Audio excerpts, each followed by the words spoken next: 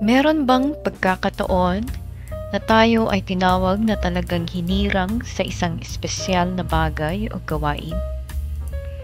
Narito ang ilang mga afirmasyon na batay sa Biblia tungkol sa pagiging hinirang ng Diyos na gawin ang kanyang espesyal at higit pa sa ating inaasahan na plano para sa atin.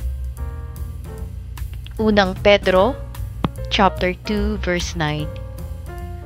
Ngunit kayo ay isang lahing pinili, mga maharlikang pare, isang bansang hinirang, bayang pag-aari ng Diyos, pinili upang magpahayag ng mga kahanga-hangang ginawa niya. Siya ang tumawag sa inyo mula sa kadiliman patungo sa kaniyang kahanga-hangang kaliwanagan. Oo, ako ay hinirang ng Diyos, bahagi ng isang piniling bayan at isang banal na bansa, tinawag upang ipahayag ang kaniyang mga pagpupuri at mamuhay sa kaniyang kagila-gilas na kaliwanagan. Efeso chapter 1 verse 4. Bago palikhain ang sanlibutan ay pinili na niya tayo upang maging kaniya sa pamamagitan ng ating pakikipag-isa kay Kristo, at upang tayo'y maging banal at walang kapintasan sa harap niya dahil sa pag-ibig ng Diyos. Oo, pinili ako ng Diyos bago pa man ang paglikha ng mundo upang maging banal at walang dungis sa kaniyang harapan dahil sa kaniyang pag-ibig. 1 chapter 15 verse 16. Hindi kayo ang pumili sa akin. Ako ang pumili sa inyo. Hinirang ko kayo upang kayo'y humayo at magbunga at manatili ang inyong bunga. Sa gayon, ang anumang hingin niyo sa Ama sa aking pangalan ay ibibigay sa inyo. Oo, pinili ako ni Jesus at itinalaga upang magbunga ng bunga na mananatili, at ang aking mga panalangin sa kanyang pangalan ay aking matatanggap mula sa Ama. Unang Thessalonica chapter 1 verse 4. Mga kapatid, nalalaman namin na kayo pinili ng Diyos na nagmamahal sa inyo. Oo, ako ay iniibig ng Diyos at tiyak na hinirang niya ako. Colossus chapter 3 verse 12. Kaya nga, dahil kayo hinirang ng Diyos, minamahal niya at pinili para sa Kanya, dapat kayong maging mahabagin, mabait, mapagpakumbaba at mahinahon at mapagtiis. Oo, bilang isa sa mga hinirang ng Diyos, ako'y banal at minamahal. Ako'y naglalagay ng habag, kabutihan, kababaan ng loob, kahinhinan at pagtsatsaga sa aking sarili. Roma chapter 8 verse 30. Ang mga pinili niya noong panguna ay kanyang tinawag, at ang mga tinawag ay kanya ring pinawalang sala, at ang mga pinawalang sala ay kanyang binahagian ng kanyang kaluwalhatian. Oo, ako ay itinalaga, tinawag, inaring ganap, at niluwalhati ng Diyos. 2 Thessalonica chapter 2 verse 13. Mga kapatid na minamahal ng Panginoon, dapat kaming magpasalamat palagi sa Diyos dahil sa inyo.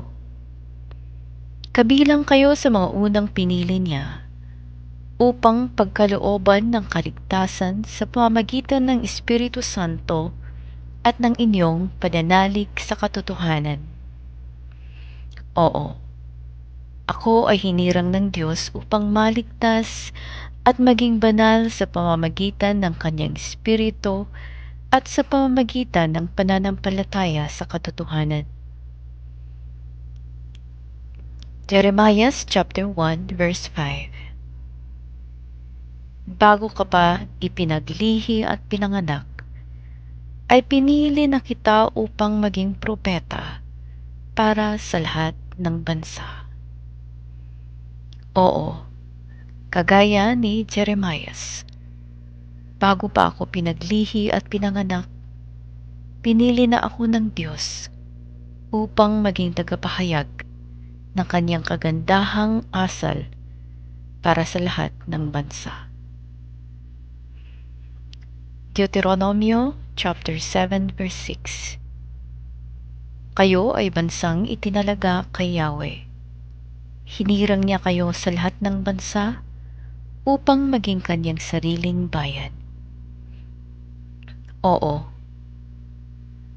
ang bansang Israel ay itinalaga kay Yahweh.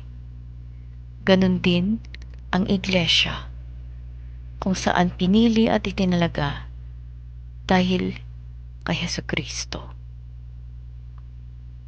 Mateo chapter 22 verse 14.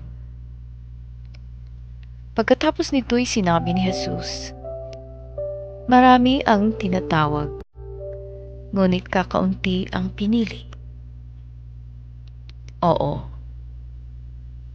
naniniwala ako na ako ay isa sa mga tinawag at pinili ng Diyos para maligtas. Mga awit chapter 33 verse 12. Mapalad ang bansang si Yahweh ang Diyos, mapalad ang bayang kanyang ibinungkod.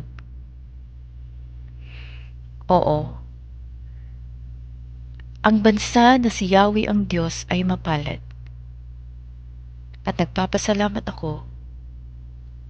ako ay pinili sa bansang kanyang binukod. Mga Gawa chapter 22 verse 14. At sinabi niya sa akin, pinili ka ng Diyos ng ating mga ninuno upang malaman mo ang kaniyang kalooban, makita ang kaniyang matuwid na lingkod, at marinig ang kaniyang tinig.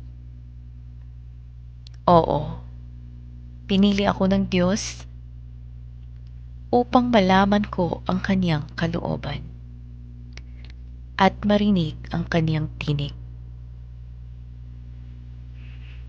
Unang Samuel chapter 16 verse 1. Sinabi ni Yahweh kay Samuel, hanggang kailan ka malulungkot para kay Saul? Itinakwil ko na siya bilang hari ng Israel. Ngayon magdala ka ng langis at pumunta ka kay Jesse na taga Bethlehem, sapagkat pinili ko upang maging hari ang isa sa kanyang mga anak.